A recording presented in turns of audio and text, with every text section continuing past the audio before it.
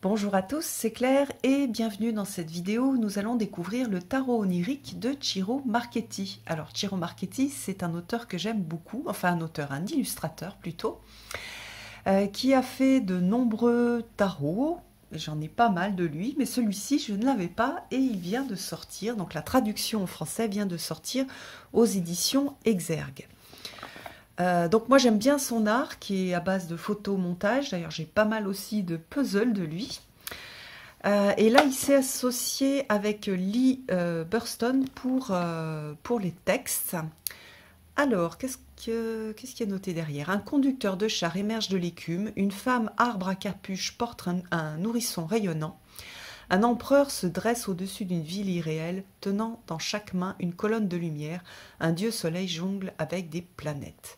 Donc 83 cartes, ça veut dire qu'il y a des cartes supplémentaires qui ont été illustrées par Ciro Marchetti, qui représentent des images oniriques saisissantes qui jalonnent un voyage de profonde découverte intérieure.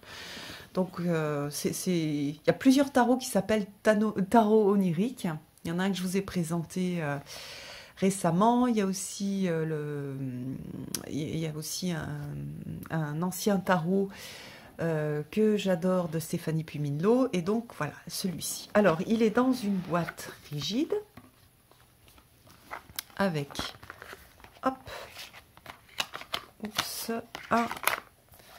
un gros livre, voilà.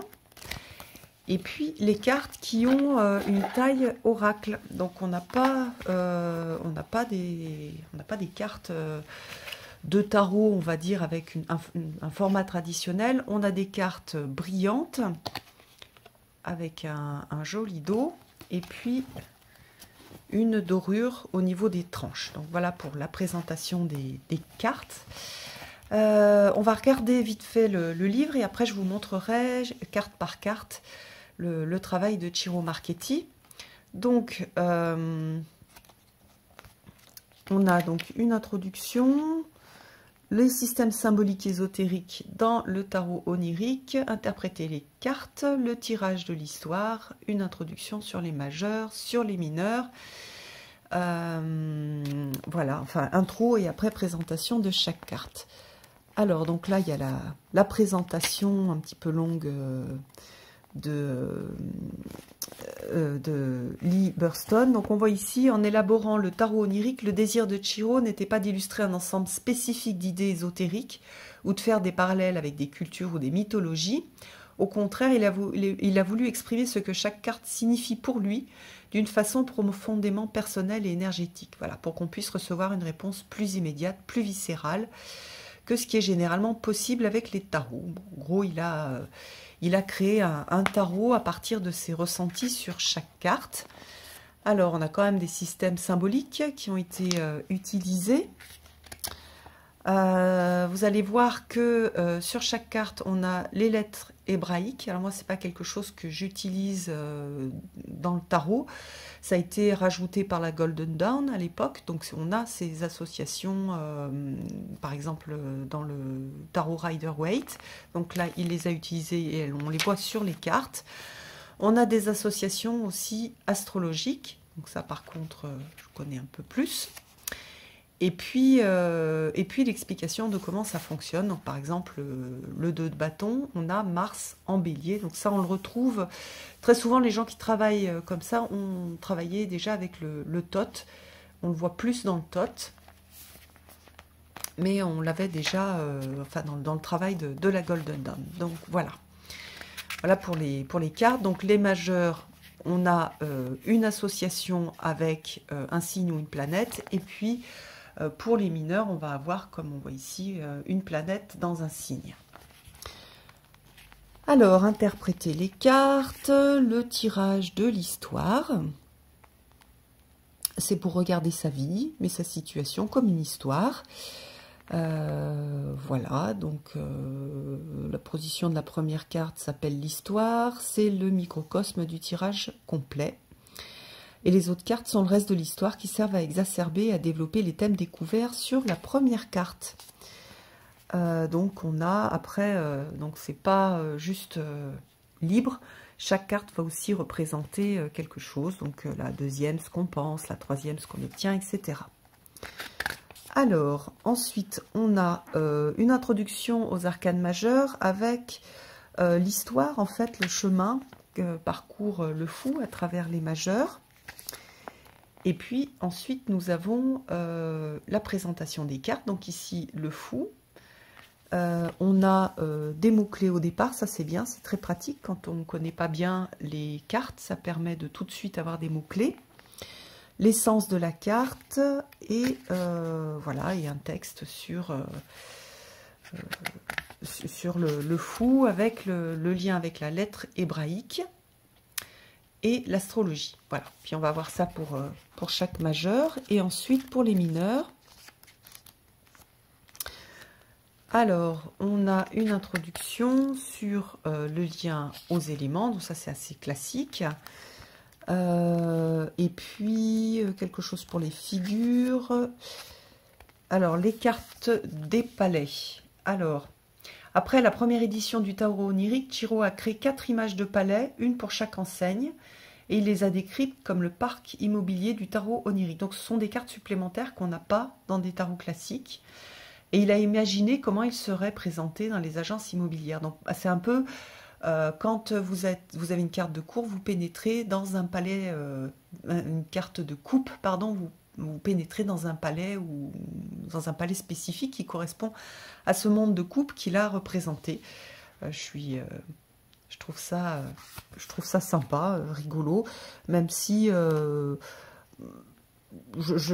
pour l'instant, je les ai laissés, mais je ne sais pas si je continuerai à les utiliser. Mais bon, à essayer, c'est une proposition. On n'est pas obligé de les utiliser, mais on peut les laisser. Ça peut aussi être sympa d'avoir ces 4 cartes supplémentaires.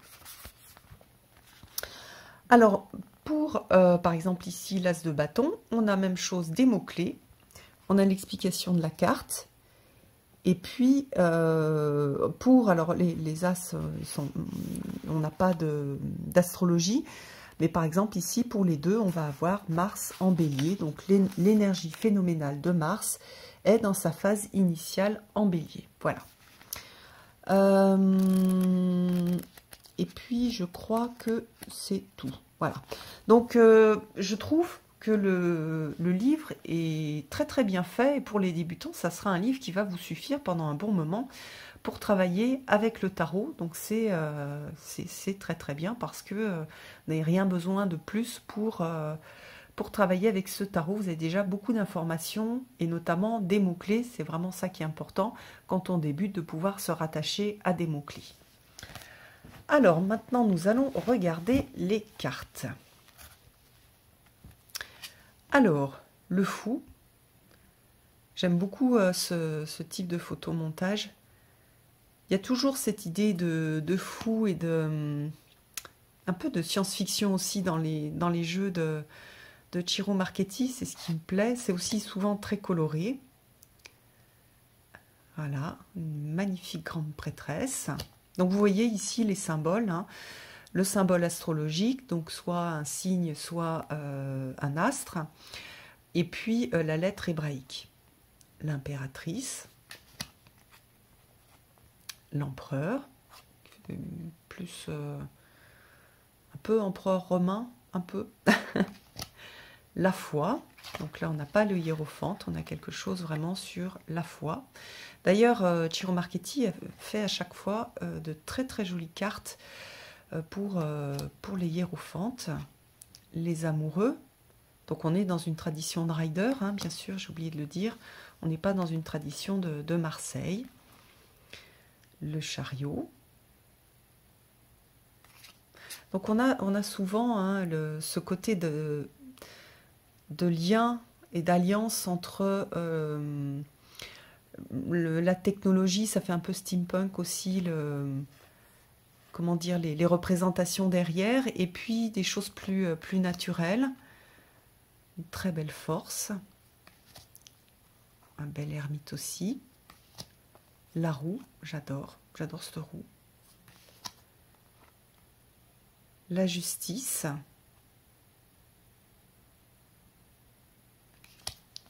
L'homme suspendu. Alors, je ne sais pas si sur son jeu, c'est marqué The Hangman ou The Hang One. Je ne sais pas, faudrait regarder.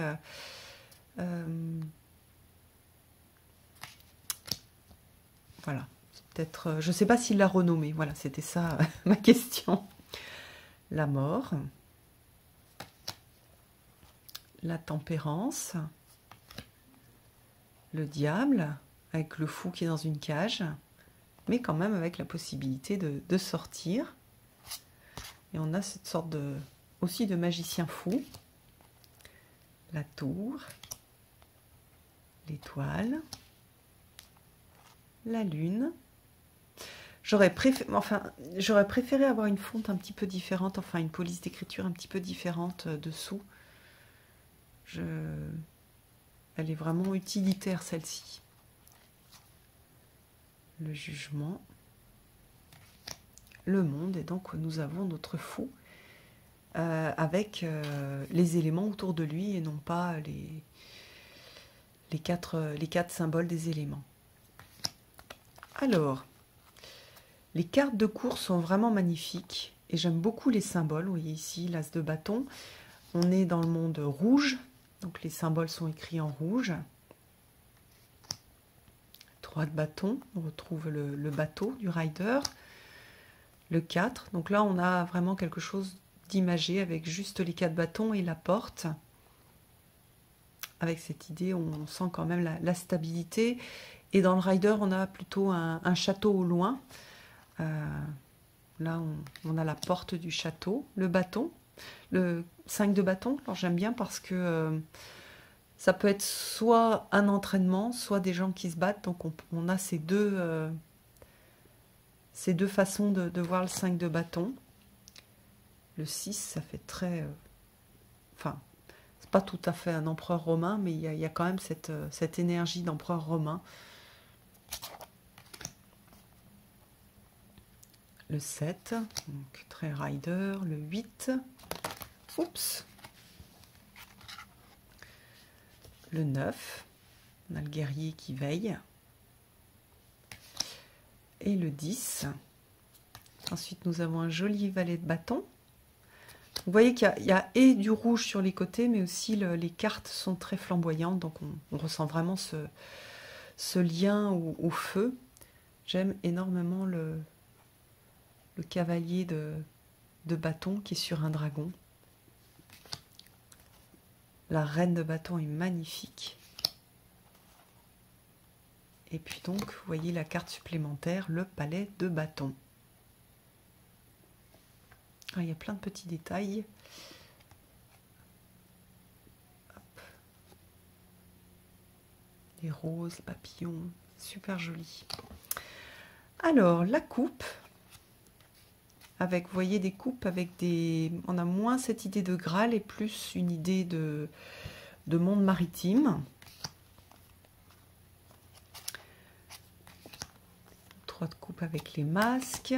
Le 4. Une sorte de flou. Le personnage représenté est assez flou.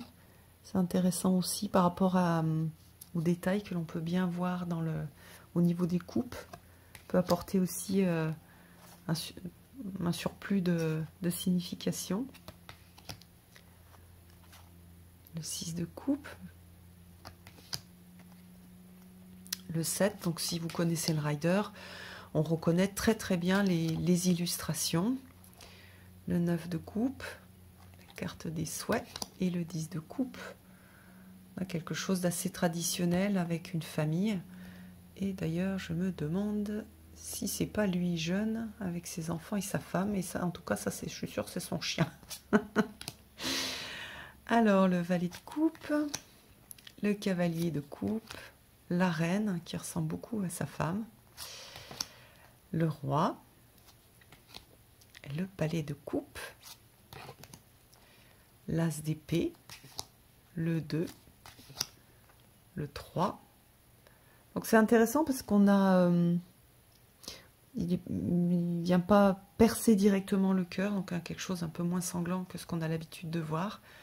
et avec un personnage assez intéressant, je trouve, qui pleure, mais qui est très chargé au niveau de la tête. Donc on a cette idée de puissance de la pensée. Dans le 3 d'épée, on peut y voir la pensée créatrice avec le côté positif et le côté aussi de la pensée qui va blesser.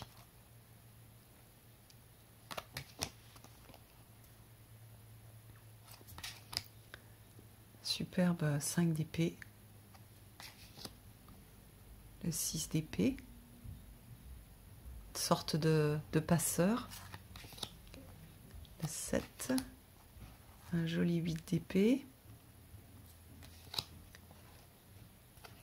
le 9 d'épée avec les cauchemars, le 10,